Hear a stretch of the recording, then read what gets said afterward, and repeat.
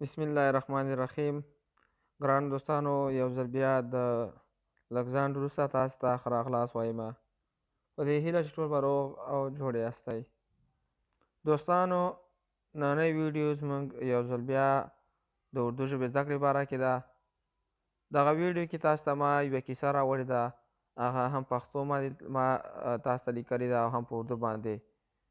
نو تاسو نه هیله کومه چې ویډیو تر اخره پورې وګورئ او زموږ چینل آنلاइन لره هم در سره سبسکرایب کړئ. راځئ چې ویډیو شروع کړو. दोस्तों, online learn YouTube channel में खुश आमदीद। आप देख रहे हैं ऑनलाइन लर्न यूट्यूब चैनल। मैं एक बार फिर एक नई वीडियो में आपकी खिदमत के लिए हाजिर हूँ। उम्मीद है कि आप सब ठीक ठाक खैर आफियत से होंगे।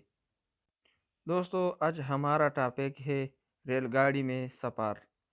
दोस्तों, कि आप अभी तक हमारा यूट्यूब चैनल नहीं सब्सक्राइब किया, मैं आपसे ख्वाहिश है हमारा यूट्यूब चैनल सब्सक्राइब करें और इस वीडियो ज़रूर लाइक और शेयर करें। तो चलो वीडियो स्टार्ट करते हैं.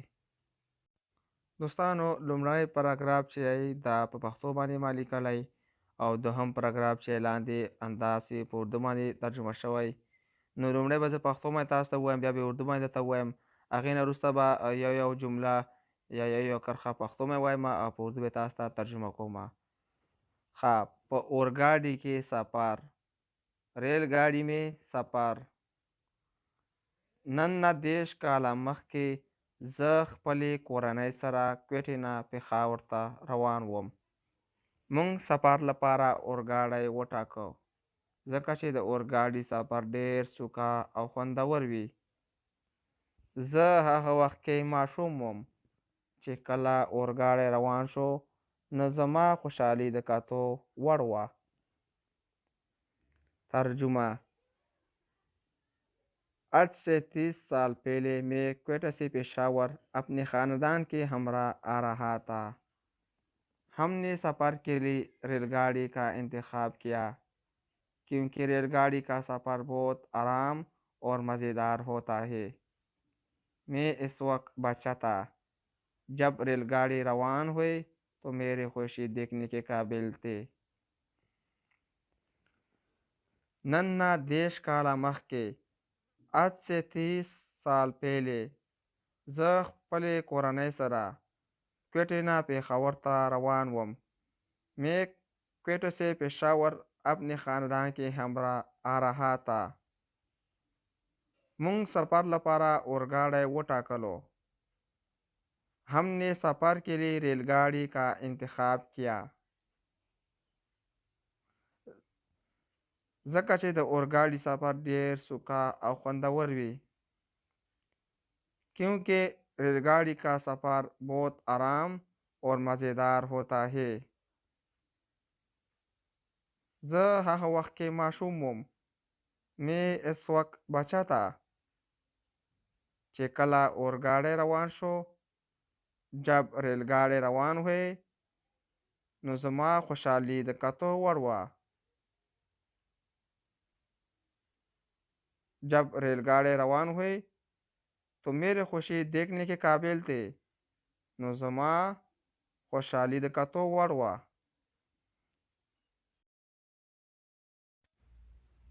हमने उस वक्त 3 दिन और रातें सफ़र किया था. बहुत खूबसूरत मकामात मैंने रेलगाड़ी के सफ़र में देखे थे. रेलगाड़ी जब मुख्तलिफ स्टेशनों पर रखते तो हम वहाँ उतर जाते और खाने पीने की चीज़ें खरीदते थे. वो मेरी ज़िंदगी का एक यादगार सफ़र था. ये अभी तक मुझे याद है. ज़िंदगी भी रेलगाड़ी की तरह है, कितने जल्दी गुजर रहे हैं. موږ هغه وخت 3 ورځې او شپې سفر کړی و. ډېر ښایسته ځایونه مې په اورګاډي سفر کې کتلي وو. اورګاډی به چې کله بیلو یا مختلفو اډو کې ودرېده نو موږ به هلته کوزېدو او خوراک څښاک څیزونه مو به اخیستل. هغه زما د ژوند یو یادګار سفر و چې تر اوسه راهیسې ماته یاد دی. ژوند هم د اورګاډي په څېر دی، څومره ژر تیریږي.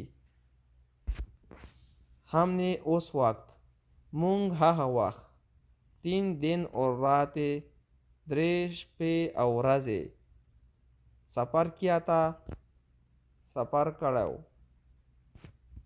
बहुत खूबसूरत खूबसूरत मकामात ढेर खस्ता खस्ता ज़ायुना मैंने रेलगाड़ी के सफ़र में देखे थे माप और गाड़ी सफ़र के कतलियों रेलगाड़ी जब मुख्तलिफ स्टेशनों पर रखते रेलगाड़ी बचिकला बेलाबेलो या मुख्तलिफ आड़ों के उधरे दो तो हम वहाँ उतर जाते न मुंगबा हालता कुछ दो और खाने पीने की चीज़ें खरीदे थे